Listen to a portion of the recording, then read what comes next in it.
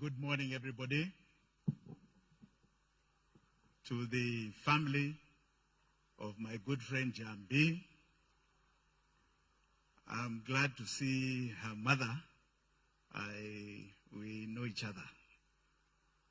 Poleni sana, to friends. And as much as we have come here to mourn Njambi, going at a young age, we are also here to celebrate her amazing life. Her amazing life. I met Njambi about 3 years ago. And she came to see me in my office with a great reggae fraternity. Ja Rastafari Ja. Muko hapa. And I think they were headed by Jeff. Where's Jeff? Jeff Wangemi. And a man who used to cut my hair called George Obago. I don't know whether he's here. George, uko hapa? I don't know where this fraternity is. So they came over. And the one thing I remember so fondly of Njambi, because we had an instant connection, was her amazing voice. And I don't know why I had not placed it with the voice we used to hear on KBC. But it immediately thereafter connected. Njambi's voice was so warm, so captivating. She made you feel, every time she opened her mouth, that there was a message that was going to warm your soul. And she came at a time when we were looking towards an election of 2022. And she told me of her ambitions. We agreed that we were going to work together towards that election. And we were going to capture the reggae fraternity. And I remember her words that were very, very clear. She said reggae stood for unity and love. And that its purpose was a purpose that she lived by. A purpose for social and political change, for the betterment of the entire community.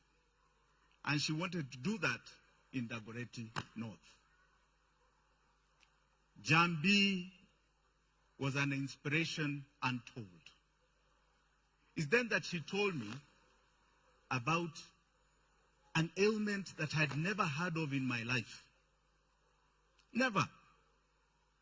Endometriosis. I'd never heard of it.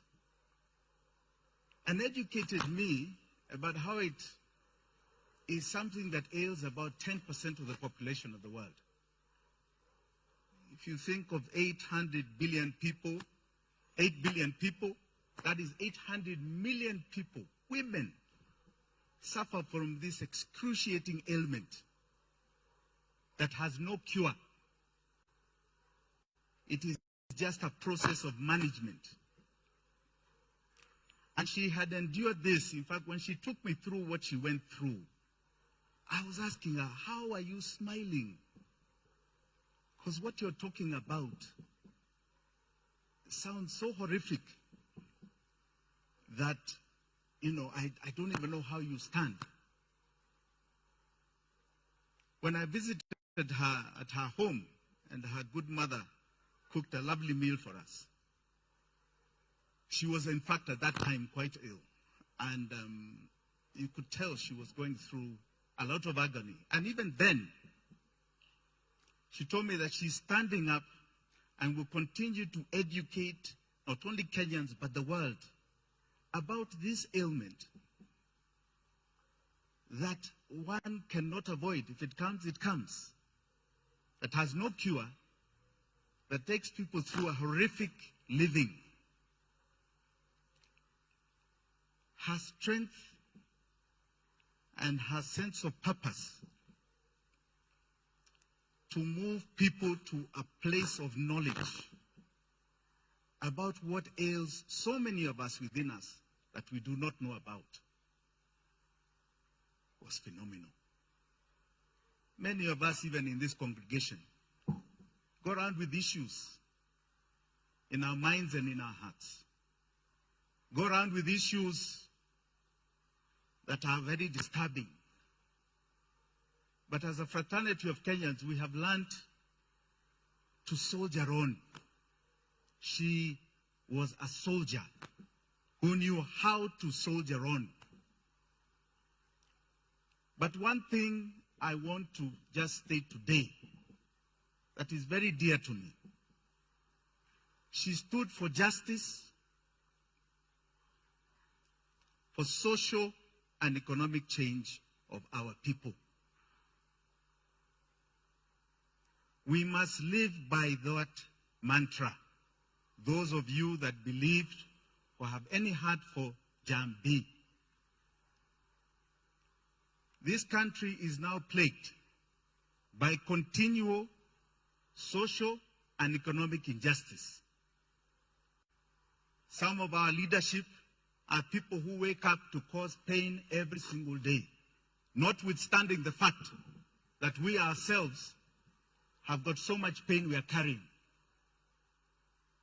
But just like Njambi, who saw a glass half full and not half empty, please have confidence that this country, no matter what anybody tries to do, is going to be half full and not half empty.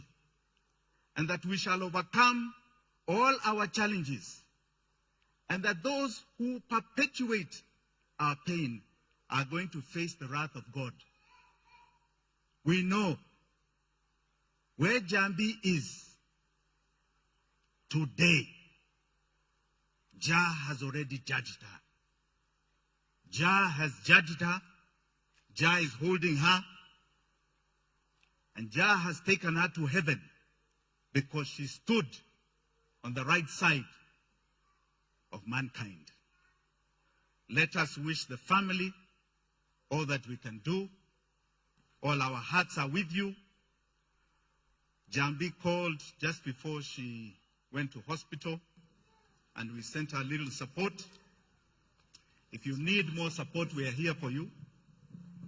We feel this pain just as much as you, but because of her legacy, we shall live on to fight for the ideals that she believed in.